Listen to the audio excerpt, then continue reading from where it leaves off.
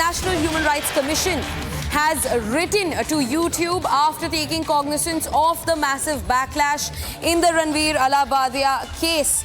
The National Human Rights Commission has written to YouTube. They have written a letter which is subjected, and I'm quoting here, India's Got Latent shows contains highly objectionable, inappropriate and obscene material and remarks. The National Human Rights Commission, after taking cognizance of complaints against Ranveer Allahabadiya's comment on the same show, has now written to YouTube. We would like to come back to Mukesh.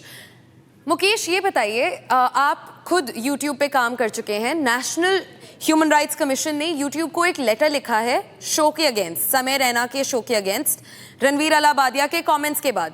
आप ये बताइए कि क्या platform की भी कोई responsibility बनती है जहाँ पे हम बात करते हैं सेंसरशिप की? आप हमसे उस बारे में भी कुछ बात करिए.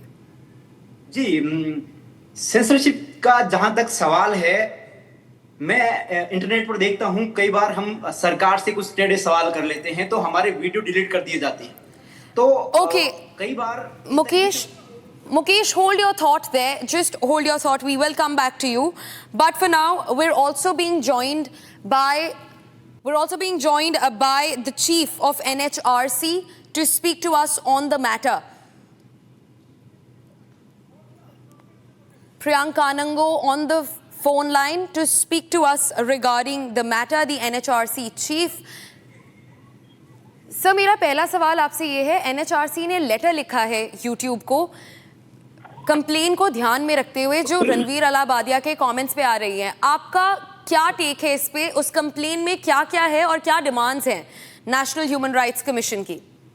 देखिए, हमको एक शिकायत मिली है. उस शिकायत में हमको ये बताया गया है कि इस तरीके का एक यूट्यूब चैनल पे यूट्यूब शो है जिसमें महिलाओं के बच्चों के बारे में आपत्तिजनक बातें कही गई हैं, जिसमें जिस तरीके की संवाद है उसका खासतौर पे छोटे बच्चों पे बुरा असर पड़ रहा है. ये कंटेंट से लोगों को आपत्ति है, समाज में विद्रूपता इस कंटेंट से फैलती है. इसलिए हमने इसको YouTube को बोला है कि इसको एग्जामिन करें, कंटेंट को रिमूव करें. इस तरीके का कोई कंटेंट सार्वजनिक डोमेन में नहीं होना चाहिए. और साथ ही साथ हमने ये भी निवेदन किया है कि इसमें अगर कोई कानून का उल्लंघन है तो पुलिस को उस पर कार्रवाई करनी चाहिए, तो संबंधित पुलिस को इस मामले में वो अवगत कराए. जी, और इसमें कुछ सेक्शंस भी मेंशन हैं, जैसे section 12 of protection of human rights act 1993. उस सेक्शन के तहत ये कंप्लेंट आपने फाइल की है YouTube के साथ, उस बारे में भी कुछ बताइए. हमने कोई कंप्लेंट फाइल नहीं की है, हमने नोटिस किया है. They have to take action accordingly.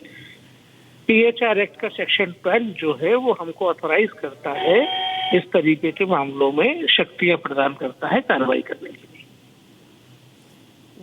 जी, आप there seems to be some network connectivity issue there. Priyank, we have lost line with the NHRC chief. Mukesh, coming back to you, आप जहाँ से आपने छोड़ा था आप उधर से अपना थॉट कंटिन्यू करिए.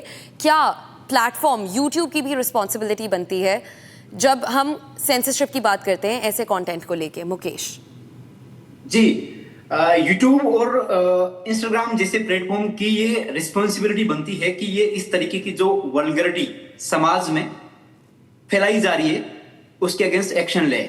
वरना आप देखिए, ऐसे कंटेंट को छोड़ दे तो अगर कोई आदमी आज के अगर परिप्रेक्ष्य में हम बात करें तो थोड़े से भी पॉलिटिकल होकर सरकार को थोड़ा क्रिटिसाइज कर दे तो तुरंत उस पर सेंसरशिप लग जाती है, तुरंत उसके वीडियोस हट जाते हैं. लेकिन इस तरह जैसे समय रैना या फिर रणवीर अलाहाबादिया जैसे लोग रोज ऐसा कुछ ना कुछ बकते हैं जिससे हमारे आने वाली जनरेशन पर, यूथ के दिमाग पर इसका गलत असर पड़ता है और वो फिर डे टू डे लाइफ में इन चीजों का यूज करने लगते हैं. तो सेंसरशिप होनी चाहिए. आप फ्रीडम ऑफ स्पीच के नाम पर इस तरीके से इन लोगों को खुला नहीं छोड़ सकते. अगर इन्हें खुला छोड़ेंगे तो आप मेरा यकीन मानिए, आज से आने वाले 2-3 साल बाद आपके बच्चे जो हैं, आपको मम्मी पापा ने कहकर आपको ऐसे नामों से पुकारेंगे, संबोधित करेंगे जो आप सभ्य समाज में वो वर्ड्स अलाउ नहीं है. तो सेंसरशिप होनी चाहिए. जी, थैंक यू मुकेश हमसे बात करने के लिए। फिलहाल के लिए thank you so much for speaking to Republic and it's time to move on viewers.